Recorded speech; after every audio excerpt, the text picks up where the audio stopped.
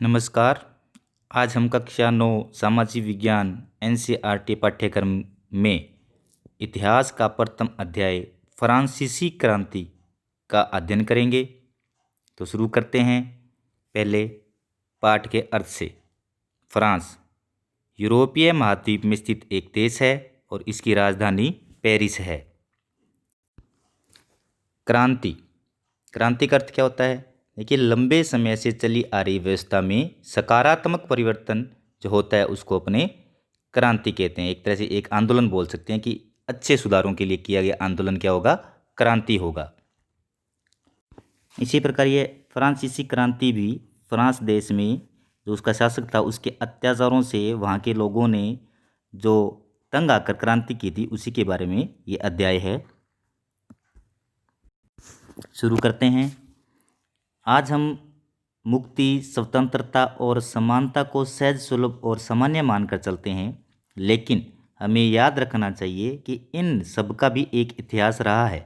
चाहे वह भारत का हो, भारत के बारे में हम सभी जानते हैं कि अंग्रेज़ों का गुलाम था। कभी अंग्रेज़ों ने यहाँ शासन किया था काफ़ी वर्षों तक, और उनके शासन से तंग आकर भारतीय लोगों ने यहाँ बहुत से आंदोलन किए, बहुत सी क्रांतियाँ की, बहुत से बलिदान दिए, और उसके बाद में भारत एक स्वतंत्र राष्ट्र बना। तो उसी प्रकार से विश्व के अन्य देशों का भी इतिहास इसी प्रकार से है। वहाँ भी विभिन्न प्रकार की क्रांतियाँ होती रही है। यह अध्याय भी इसी प्रकार की एक क्रांति या कहें कि जन आंदोलन का है। फ्रांसीसी क्रांति ने फ्रांस में राजतंत्र क्या होता है? जहाँ एक राजा का शासन हो, राजतंत्र को समाप्त कर दिया। विशेषाधिकार, कुछ वर्ग थे वहाँ जिनको विशेष अधिकार थे, उनके खिलाफ ये आंदोलन था। तो विशेषाधिकारों पर आधारित व्यवस्था से शासन की एक नई व्यवस्था उदित हुई।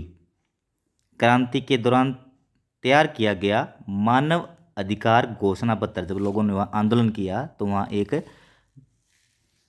मानव अधिकार घोषणा पत्र के नाम से कुछ मुख्य बातें वहाँ उन्होंने लिखी थी, उसको मानव अधिकार घोषणा पत्र कहा जाता है।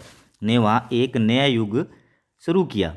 इसके माध्यम से वहाँ सबके समान अधिकार होते हैं और हर व्यक्ति को बराबरी का दावा कर सकता है। यानी उसमें मांग क्या थी कि हर व्यक्ति को बराबरी का अधिकार होता है और अपने अधिकार के लिए वो दावा कर सकता है प्रत्येक व्यक्ति। यह सोच वहाँ की राजनीति की एक नई भाषा बन गई। इस वीडियो में हम इसी क्रांति की सामान्य बातों पर चर्चा करेंगे। आगे के वीडियो में हम इसके बारे में विस्तार से अध्ययन करेंगे। तो फ्रांसीसी क्रांति की एक घटना से यह पाठ शुरू होता है कि कब हुई। प्रश्न भी आता बहुत बार, परीक्षा की दृष्टि से महत्वपूर्ण प्रश्न है ये, आप भी करना इसको। 14 जुलाई 1789 क्रांति की शुरुआत कब हुई? 14 जुलाई 1789 की सुबह पेरिस नगर में आतंक का माहौल था। यानी एक चारों तरफ डर का माहौल था, आतंक का माहौल था, भगदड़ मची हुई थी वहाँ, क्योंकि सम्राट ने सेना को, जो सम्राट था वहाँ का लुई 16वां, सम्राट ने सेना को शहर में घुसने का आदेश दे दिया था। अफवाह थी कि वह सेना को नागरिकों पर गोलियां चलाने का आदेश देने वाला है। यह अफवाह चली हुई थी चारों तरफ कि सम्राट ने क्या किया, लोगों की जो क्रांति थी उसको दबाने के लिए सेना को आदेश दिया कि वहाँ पे गोलियां चलाइए, किसी भी प्रकार से इस क्रांति के लिए जो लोग इकट्ठे हो रहे हैं उनको अलग अलग कीजिए आप। तो इस प्रकार से लगभग 7,000 मर्द और औरतें टाउन हॉल, एक जगह है वहाँ, टाउन हॉल के सामने एकत्रित हुए और उन्होंने एक जन सेवा सेना का गठन किया। क्या किया? एक सेना का उन्होंने गठन किया। इसके लिए हथियारों की खोज में वे बहुत से सरकारी भवनों में जबरन प्रवेश कर गए।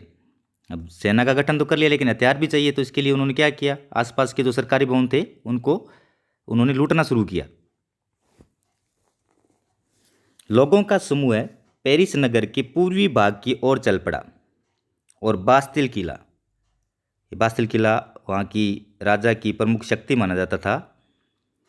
बास्तिल किले की जेल को तोड़ डाला। उसमें क्या थी? एक जेल थी, उसको उन्होंने तोड़ डाला क्योंकि उन्हें वहाँ भारी मात्रा में गोला बारूद मिलने की संभावना थी। क्यों तोड़ा? क्योंकि उन्हें लग रहा था कि यहाँ अपने को बहुत सारे हथियार मिलेंगे। इस लड़ाई में बास्तिल का कमांडर मारा गया और लोगों ने जेल तोड़कर वहाँ के कैदी छुड़ा लिए।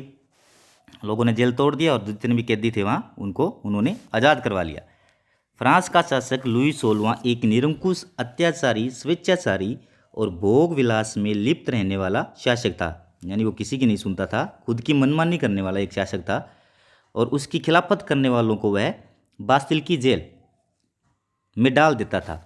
एक तरह से बोल सकते हैं कि बास्तिल की जेल राजा की शक्ति का प्रतीक थी। इसलिए बास्तिल का किला लोगों की घृणा का केंद्र बना हुआ था। इसलिए लोग क्या करते थे, वहाँ उस किले से नफरत करते थे। इसलिए लोगों ने उस किले को ढहा दिया और उसके अवशेष बाजार में उन लोगों को बेच दिए जो इस ध्वंस को बतौर स्मृति चिन्ह यानी निशानी के तौर पर संजो कर रखना चाहते थे, उनको उन्होंने वो बेच दिए। इस घटना के बाद कई दिनों तक पेरिस तथा देश के अन्य देहाती क्षेत्रों यानी जो ग्रामीण क्षेत्र थे वहाँ पे कई और संघर्ष हुए, छोटे छोटे संघर्ष अन्य होते रहे। अधिकांश जनता पाव रोटी, ये पाव रोटी क्या थी, वहाँ के सामान्य और गरीब लोगों का भोजन था। तो पाव रोटी की महंगी कीमतों यानी कीमतें वहाँ बढ़ रही थी, कीमतों का विरोध कर रही थी, तो इसलिए आंदोलन कर रहे थे वो। इतिहासकारों ने इसे एक लंबे घटनाक्रम की शुरुआत माना है। यानी ये जो घटना हुई बास्तिल के किले और लोगों का जो संगठन बना उसको वहाँ के इतिहासकारों ने क्या माना, इसे एक लंबे घटनाक्रम की शुरुआत माना जिसका परिणाम आगे चलकर फ्रांस के सम्राट को फांसी दिए जाने में हुआ। उसका परिणाम क्या निकला कि आगे चलकर जो वहाँ का शासक था लुई 16वां, उसको अपनी गद्दी छोड़नी पड़ी और उसको फांसी भी दी गई थी। इसके बारे में अपने आगे चर्चा करेंगे। अर्थात फ्रांस में लुई 16वें का अंत और वहाँ के शासन में एक नए युग की शुरुआत हुई। इस क्रांति के माध्यम से फ्रांस में एक नए युग की शुरुआत हुई। इस प्रकार से हमने जाना कि क्रांति की शुरुआत किस प्रकार से हुई।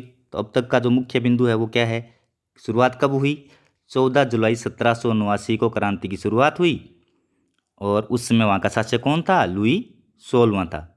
अब अपने चर्चा करते हैं कि इसके प्रमुख कारण क्या रहे होंगे क्रांति के।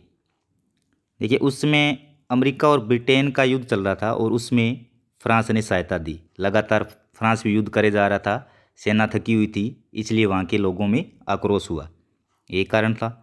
दूसरा था अन्यायपूर्ण व भेदभाव युक्त नीति, यानी विशेष अधिकारों वाले कुछ वर्ग थे उनको बहुत सारे अधिकार दिए गए, उनको करों में छूट दी गई थी और सामान्य जो लोग थे उन पर निरंतर कर थोपे जा रहे थे, उनको बिल्कुल दबा दिया गया था, उनको किसी प्रकार के अधिकार नहीं दिए गए थे। तीसरा बिंदु क्या मानेंगे, जनता के प्रति राजा की उदासीनता, यानी जनता की कोई फिक्र राजा नहीं करता था, वो भोग विलास में निरंतर डूबा रहता था। अगला कारण क्या मानेंगे, अत्यधिक कर व्यवस्था, ये कर बहुत सारे लगा दिए थे, आम जनता बहुत परेशान थी और इसी वजह से ये क्रांति हुई। अगला कारण आर्थिक मंदी,